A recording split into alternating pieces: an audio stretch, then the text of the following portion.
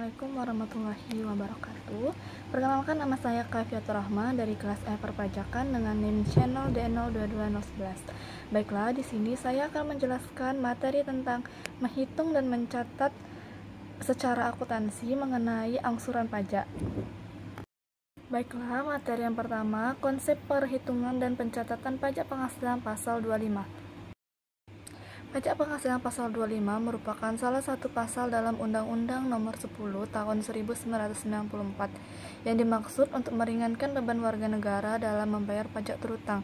Cara yang diperkenakan adalah mengangsur hutang pajak dalam tahun pajak.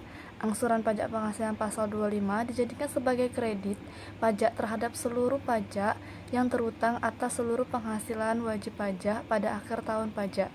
Pelunasan pajak penghasilan pasal 25 dilakukan oleh wajib pajak pada masa bulanan dan akhir tahun. Wajib pajak yang wajib menyetor pajak penghasilan pasal 25 namun tidak menyetor pajak penghasilan pasal 25 atau kurang menyetor pajak penghasilan pasal 25 akan diterbitkan surat ketetapan pajak untuk menagih pajak penghasilan pasal 25 yang tidak atau kurang disetor, ditambah dengan sanksi administrasi sesuai dengan ketentuan Undang-Undang Perpajakan. Untuk melaporkan pembayaran pajak penghasilan pasal 25 harus membuat SPT. Cara menghitung besarnya pajak penghasilan pasal 25. Besarnya angsuran pajak penghasilan pasal 25 dalam tahun berjalan dihitung berdasarkan pajak penghasilan terutang sesuai dengan SPT tahunan tahun sebelumnya dikurangi dengan kredit pajak penghasilan pasal 21, pasal 22, pasal 23 dan pasal 24 dibagi dengan 12 atau banyaknya bulan dalam bagian tahun pajak. Yang kedua, mekanisme pengkreditan pajak. Tata cara pengkreditan pajak masukan berkaitan erat dengan kondisi faktur pajak sebagaimana diatur dalam pasal 9 Undang-Undang UU PPN. Syarat yang dapat dikreditkan: yang pertama, pajak masukan dalam suatu masa pajak dikreditkan. Yang kedua, pajak masukan yang belum dikreditkan. Yang ketiga, pajak masukan yang dikreditkan harus memenuhi persyaratan formal dan material. Yang keempat, pajak masukan yang dikreditkan harus mencantumkan keterangan tentang penyerahan BKP dan atau CKP.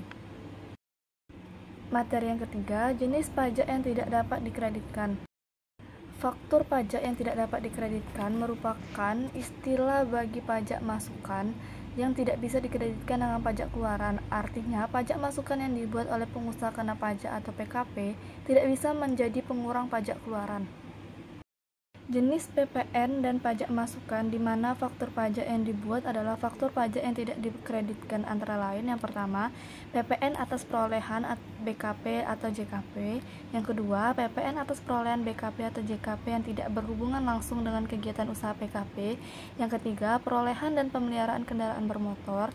Yang keempat, PPN atas perolehan BKP atau JKP yang didapat dari luar daerah pabean.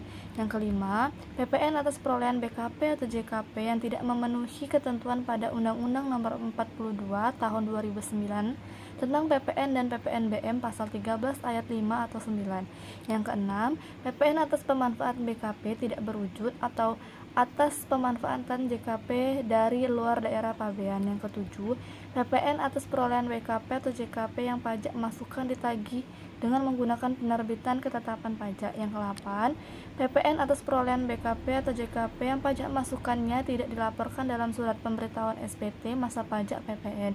Yang ke-9, PPN untuk perolehan BKP yang digunakan sebagai barang modal atau JKP sebelum PKP melakukan kegiatan berproduksi.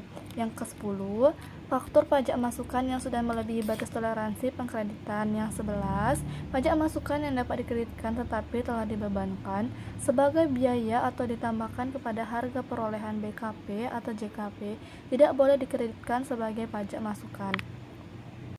Sekian presentasi yang dapat saya jelaskan. Lebih dan kurang saya mohon maaf. Saya akhiri, wabillahi taufiq wal hidayah. Wassalamualaikum warahmatullahi wabarakatuh.